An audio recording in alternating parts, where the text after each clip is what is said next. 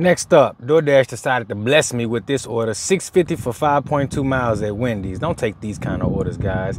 Next up, they sent me a no-tip offer. Man, I can't believe it, bro. I got so disrespected, I almost lost my mind. Look at that, $2.25, 1.5 at Dairy Queen. Somebody gonna have them a melted ice cream, and that's for sure. Next up, we had $3.50 for 4.4 at Wingstop, and that's exactly where it's gonna stay, right over there, because I'm not playing them games today. And what else they sent me? Reverse miles to money ratio, 675. For you see it, 9.6. Come on, man, we gotta do better, Doordash. I mean, honestly. Then look at this, $4.50 for 6.9 at Sergeant Pepper.